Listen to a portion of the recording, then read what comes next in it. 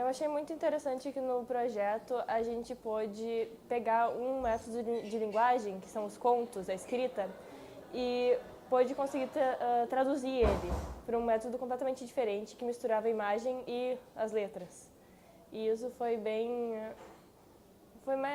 difícil até, foi bem complicado, mas eu gostei bastante do resultado. Hoje em dia a gente percebe assim que no ramo editorial assim tem muitos lançamentos em quadrinhos no Brasil, né, que adaptam clássicos da literatura e o convite fica sempre assim para interpretar essas adaptações também como uma outra forma de leitura que pode enriquecer a interpretação do material original, né? Quer dizer, não é só um facilitador, é também uma forma diferente de entender essas obras. E é isso que esses alunos também foram convidados a fazer.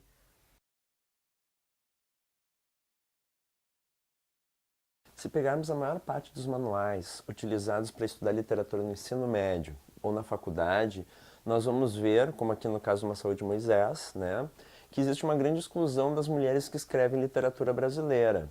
Neste manual, que tem a grande virtude de levar à sala de aula textos originais para que o professor possa mostrar para os alunos não somente a teoria, mas o material do texto, ele só cita 4 mulheres: a Cecília Meirelles, a Raquel de Queiroz, a Clarice Lispector e a Lígia Fagundes Telles, que são todas matérias do terceiro ano. Então, o aluno, ao ingressar no ensino médio, né, e se a escola adotar uma cronologia literária, ele só vai descobrir obras de escritoras no terceiro ano. E pensando nisso, né, e na demanda cada vez maior por parte dos alunos de que estudássemos uma literatura por outro viés e não só a produzida pelos homens dentro da nossa historiografia, e também pensando em outras formas de trabalhar a literatura em sala de aula, bolamos um projeto de transposição de contos de autoria feminina para os quadrinhos ou fotonovela. Como bem disse o Arthur, o nosso projeto, então, o que ele visou?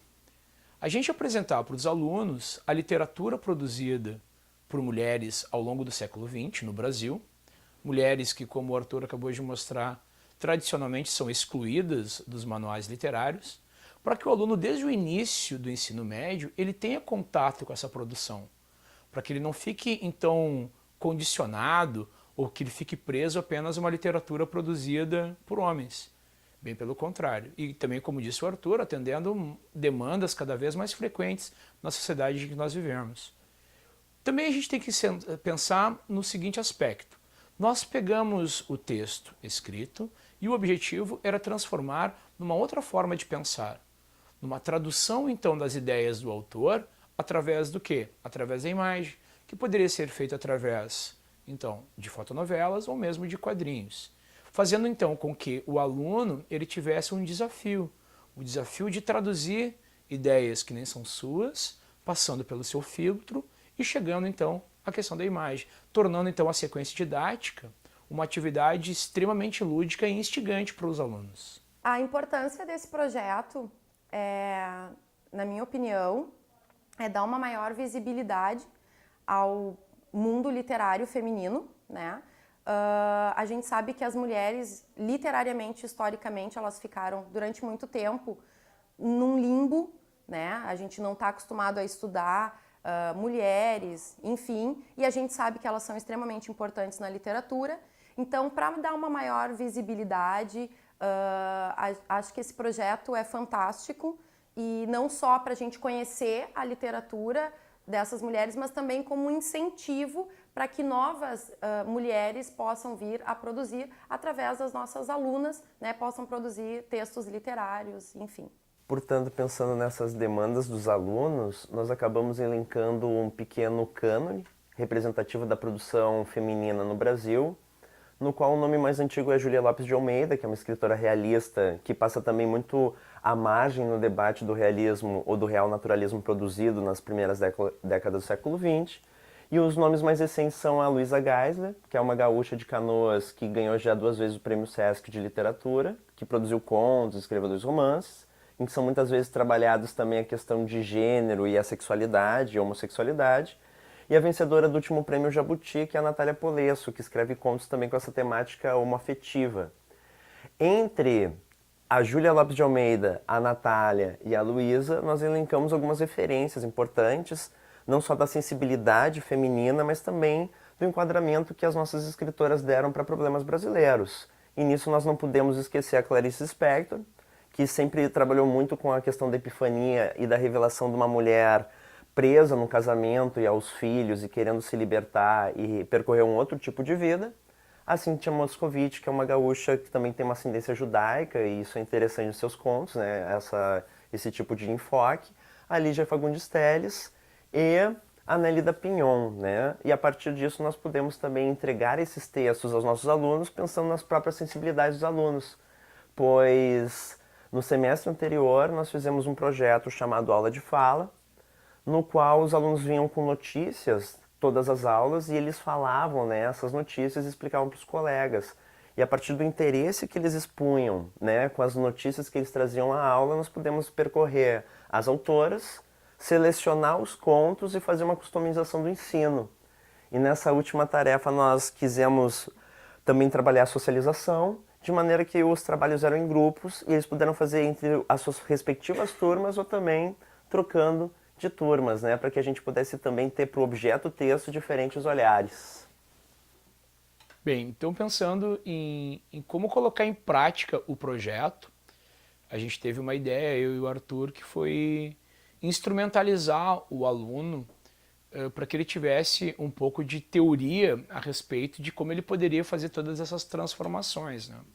Então, para isso, nós convidamos um amigo nosso, que é um pesquisador na área, que é o professor Vinícius Rodrigues, para que ele pudesse palestrar e mostrar para os alunos dinâmicas, possibilidades e mesmo que ele pudesse mostrar modelos dessa transformação do texto para a imagem. Que uma das coisas que nós percebemos que foi muito marcante, bem interessante em relação à produção dos alunos, é que muitas vezes a própria a ideia, né, do texto, ela era traduzida numa imagem sem fala, o que acabou nos surpreendendo, assim, a capacidade do aluno conseguir fazer essa transposição. E claro que isso muito se deve, certamente, a essa participação do Vinícius, que foi à nossa escola e que fez uma palestra mostrando, então, como o aluno poderia fazer essa dinâmica de transformação e mesmo mostrando traços, o poder da imagem, o poder até mesmo do silêncio, né? Como eu falei, que acabou aparecendo nas produções que eles nos entregaram. O projeto saiu surpreendentemente bem, considerando que ninguém tinha feito nunca nada parecido, entre nós pelo menos. E uma coisa bem intrigante é que tu tem aquele conflito entre tu querer leal ao conto original e autor, fazer a tua própria coisa ao mesmo tempo. Bom, trabalhar com adaptação em meio às aulas de língua portuguesa e literatura me parece já um recurso interessante por si só, porque ele permite que o aluno, através da produção, também exercite a sua leitura da obra, né? Mas quando essa adaptação também parte da ideia de transpor para uma outra linguagem, o desafio me parece que se torna ainda mais interessante, mais rico, né? Principalmente se a gente falar sobre a questão da narrativa visual, né? Que foi a proposta apresentada. Seja por meio de quadrinhos, seja por meio de fotonovela, tu conseguir traduzir aquilo que muitas vezes é transposto de uma forma muito íntima através das palavras e de uma narrativa às vezes muito psicológica, e tu conseguir trazer isso para uma narrativa visual onde a síntese é muitas vezes a regra, é uma possibilidade também do aluno observar o quanto ele entendeu de fato da narrativa e principalmente o quanto ele entendeu dos personagens e o que aquilo de alguma forma conseguiu representar para ele, né, em termos de interpretação de mundo e de representação desse mundo, né? Eu achei uma proposta diferente e interessante pelo fato que estimulou a gente a leitura, porque tem muita gente que não gosta, e a gente conseguiu adquirir o contato com a autora, passando o conto para os quadrinhos, que muita gente que não gostava de ler, que se identificou com desenhar e tal, acabou estipulando esse contato. Bom, imagem também é texto, né? Então tá cada vez mais claro assim que trabalhar com o texto em sala de aula e interpretação, leitura, produção, não significa só trabalhar a questão do texto escrito, né, do texto verbal, mas também produzir algo no sentido assim de saber ler e interpretar imagens é uma coisa que também aguça, né, esse espírito crítico, esse espírito sensível, né, essa capacidade de empatia que também muitas vezes a gente quer que o aluno tenha a partir do texto, né? Então o texto imagético vai ser mais uma ferramenta nesse processo. Eu achei interessante o projeto porque quando tu pode pegar um texto e botar a tua imaginação naquilo que te dão. Por exemplo, numa frase, tu pode fazer muita coisa dependendo da tua interpretação sobre aquela frase. E no meu caso, eu achei muito bom, porque daí eu pude soltar a minha imaginação e desenhar aquilo que eu gostaria que fosse como eu imaginei na minha cabeça. Então nós gostaríamos de dedicar esse vídeo aos nossos alunos, né? E esperamos com ele também chegarmos a outras escolas, outros educadores que venham com essa preocupação de como conseguir motivar os seus alunos, né, a produzirem, a se tornarem protagonistas de um certo tipo de sequência didática. E esse também é o nosso final, é importante mostrar o resultado do processo para o aluno e o produto é este vídeo, né? Assim como o resultado do processo, da nossa sequência, em que eles puderam ler, ter palestras e produzir desenhos e arte, foi a entrega do objeto, do quadrinho ou da fotonovela.